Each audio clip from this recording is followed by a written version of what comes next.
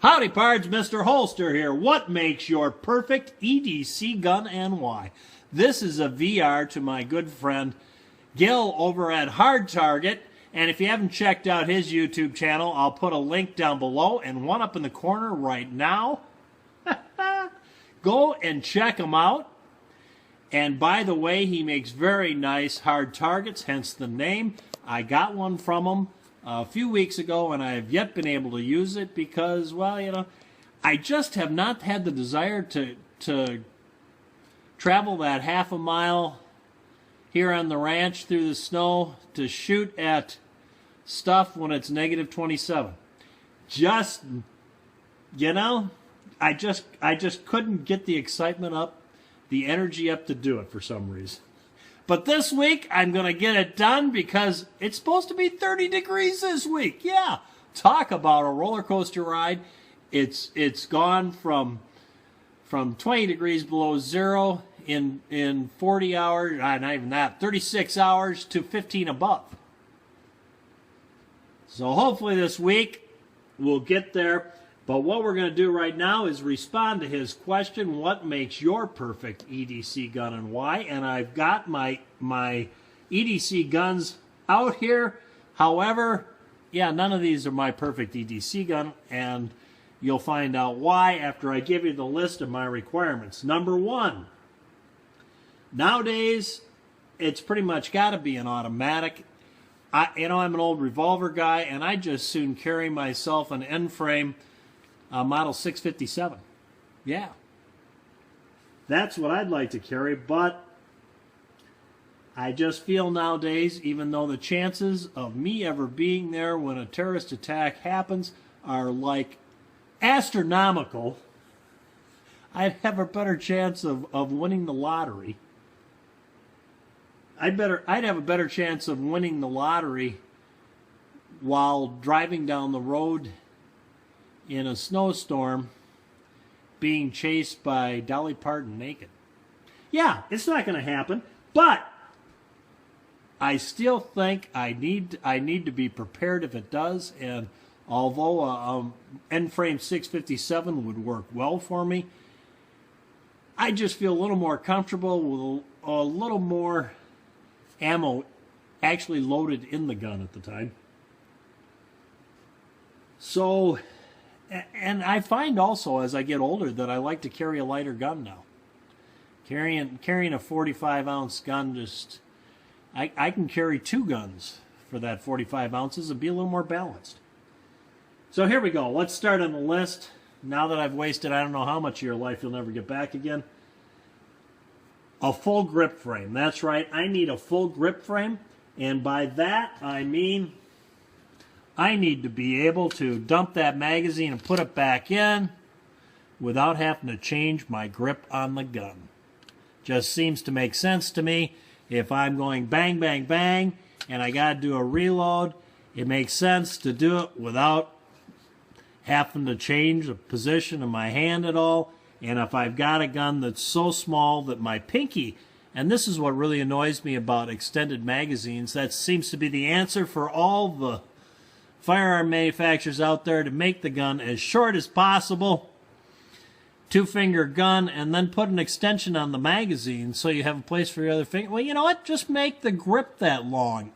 I don't want to have to take my pinky off of the magazine to drop it, and we'll talk about that later too. So, that's number one on the hit parade. Number two, I would like to, if possible, have a 4-inch barrel or longer.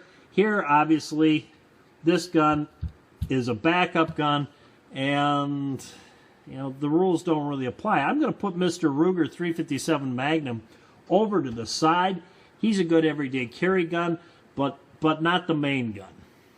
Not the main gun. So he gets to skate on a lot of stuff that the other ones don't.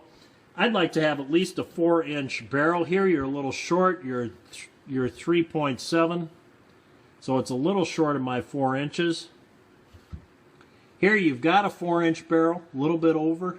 And here you've got a 4.6-inch barrel on the Model 21. So These guys, this is pretty close. I'll let him slide. These guys meet the requirements. Number 2, I want a larger caliber in the wintertime, because what happens, first off, when you shoot that little 9mm, chances are like 75% of the time it's not going to expand. But in the wintertime, especially up here where people are wearing, believe it or not, maybe more than one coat, and that bullet hits, you get the cookie cutter effect, and that hollow point just fills up with down jacket, jean jacket, however many jackets they got on, and goes into them, never expands. So I like one that's what I like to call pre-expanded. I like a 45 ACP because it's a little bit bigger to start with. So if it doesn't expand, well, I've already got my 45 hole. I don't need to hope on the expansion to get to the 45 at least. So, yeah, I like a bigger bullet. Here we got a 45 ACP. Here we got a 45 ACP. Here we got a 40 Smith & Wesson. And the reason I've got that is this is as close to, in this company, which is called Glock. Yeah, a Glock, that's for Coda Boy 32. This is as close as I can get to a 45 ACP and have a full grip. If you notice the 30S, you have your pinky on the magazine plate, floor plate. So that's as close as I can get there for that. Reliability. Yeah, I want a gun that works. I think that's a given. Everybody wants a gun that's going to be reliable. Parts are easy to come by, and the gun's easy to repair. Here you've got a car, and I can go on the car website and I can order parts. Here you've got 2 Glocks, and yeah, you can get these. You can go down the hardware store in town and buy parts for this gun. You can get them anywhere. Very easy to get parts for these guns. Some of the guns I've had in the past, like the H&K I used to carry, the Walther P88, it wasn't even easy to get magazines. And I'm just getting too old for that crap. I want to get magazines for this gun. I want to be able to just get on the internet and order magazines. Or stop at the local gun shop and get magazines. They got them there. They don't have to order them in from Afghanistan. Not to mention the magazines for these two. Brownells had them on sale this week for $17.99. And there's another thing. You know, a lot of these guns you look at, hey, the gun's great and everything. I get the gun, now I need to get 20 magazines to go with it, and they cost $50 a piece or $40 a piece. Even the Smith & Wesson M&Ps are like $32 or $33 or something. I'm going to be able to afford a lot more magazines at $20 a piece than I am at $40 a piece. Twice as much. So yeah, that makes a difference, the availability of the magazines and the price of the magazines. Because if I'm going to actually train with this, I can't have 2 magazines. Because chances are the magazines are going to get beat up really fast. So I need lots of mags. Weight is a consideration. The lighter the gun, the easier it is to carry. And I tend to like, right there I want a 4-inch barrel, so it's going to be a little bit bigger gun. So I'm going to like this Glock better than I'm going to like an all steel frame gun that's going to weigh 40 ounces, because this weighs 23, 24, somewhere in there. Price is a big consideration to me. And the reason is, if I'm going to go and train on a gun, this goes back to the parts and repair, being able to get parts for it.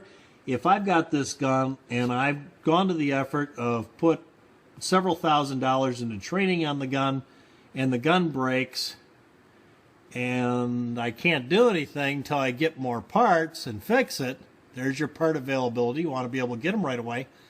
On top of that, even if I can order them on the internet and they'll be here in 3 days, what am I going to do? So I can't just live with this gun. I have to have this gun plus a backup of the same gun that I've trained on. Because I can't just put a gun in my pocket and run out there and carry it. No, I got to take training, and I have to do the training and I have to be good with that gun. And if I've gone to all the effort, if I spend several $1,000s going to a training facility and training on the gun, and it breaks and I got to wait a month for parts, no. Whatever the gun is, whether you can get parts for it easily or not, I'm going to have a backup gun so that I don't miss a heartbeat. If I got a problem with this gun going down, I just take the other one out of the gun cabinet and carry that. So we're talking about needing 3 guns, because I like to. I'm one of these fanatical guys that wants to have a backup to his backup. So if I'm going to train on this gun, I'm going to carry this gun, I want to have a backup to it and another backup. So yeah, the price, it just becomes astronomical if I'm going to be one of these guys who, and don't take offense out there if you're one of these guys, knock yourself out if you got the money to do it. But if I wanted to be one of these guys that carries the latest and greatest and the best, I'd have myself a 1911 by Nighthawk for $3,000. Well, now I got $9,000 in those. And the first time I use it, the police take it and you never see it again. So, yeah, that doesn't fly with me. Here, I can buy this gun for $4.99. I can throw a pair of night sights on it for $100. So for $5.99, I've got this gun. Under $2,000, I can have 3 of these guns and a good supply of magazines, right? $200 is going to buy me 10 magazines. Each one's going to come with 2 magazines. Now I got 16 magazines, and I'm into it for under $2,000. It still cost me another $1,000 just to get one of those Nighthawks, and when it breaks, I spent $3,000 for that gun. I'm sending it back to Nighthawk to get it fixed just right. I'm not going to let some schmuck just play with it. This, who cares? I'm the schmuck. I'll fix it myself, which I can because they're so simple.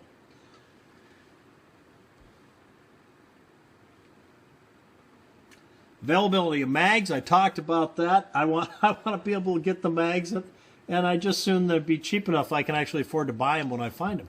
You know, I had back in the day, I carried a H&K P9S. What a beautiful gun. Most accurate gun I've ever fired in my life. It's 9mm, polymer framed. This was back in the late 80s. And even back then it cost me, I think, $75 for a magazine. Not to mention I had to send away from them from another planet, and they took like a month to come. And I had like 13, 14 of those magazines. I had a ton load of money in that whole thing. It just, as you get older, you decide, no, that doesn't seem to make a lot of sense, does it? One thing I insist is the gun does not have a magazine disconnect. I don't want a magazine disconnect. I don't want to accidentally have the magazine fall out of the gun and I can't even shoot it. Can't do a tactical reload, although I'm not that hot on tactical reloads. I pretty much going to empty my gun first, but you never know. Just don't like the concept of the magazine disconnect, so I just soon not have it.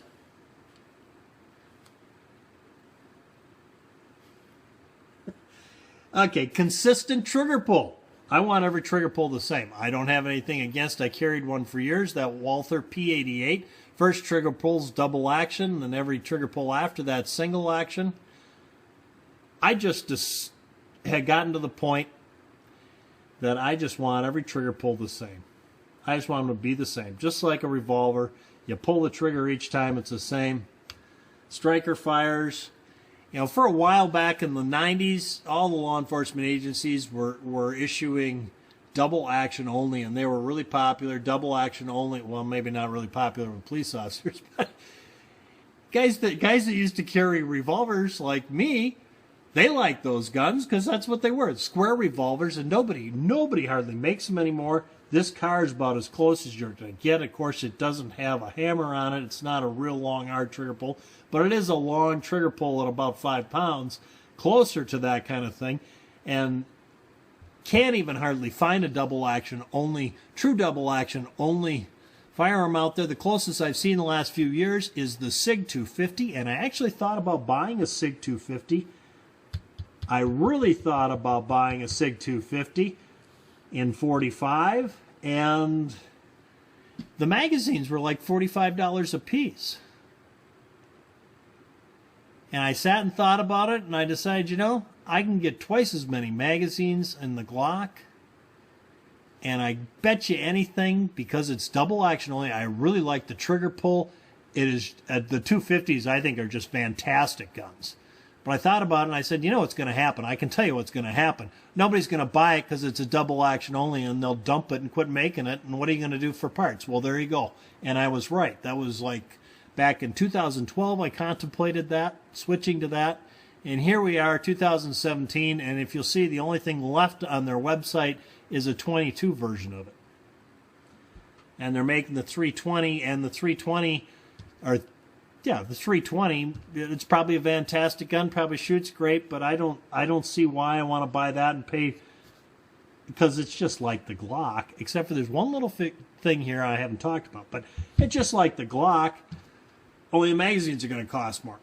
Yeah, I know there's differences to it, and if you really like it and it fits your hand and you shoot it great, knock yourself out. I'm not poo-pooing it one bit. All this whole thing is me and nobody else. This is just the things I am concerned about. Everybody's got their own little thing. And I'm just telling you what I'm looking for. The consistent trigger pull. And on top of that, I like a heavier and a longer trigger pull, which this car here, it's got the long trigger pull, like I like. It just, I wish it were a little heavier. I wish it were heavier. I started on revolvers. Double action only revolvers, long hard trigger pull. I'm really used to that, and that's the kind of thing I like. It's just simple and a little harder to pop one off accidentally, and I know the whole thing. Training and you keep your finger off the trigger, it's not going to happen. And I've had a lot of people say that to me. You know, I agree with everything you say, but that part I don't agree with, because if you've got good training, you don't have to worry. You can have a super light trigger.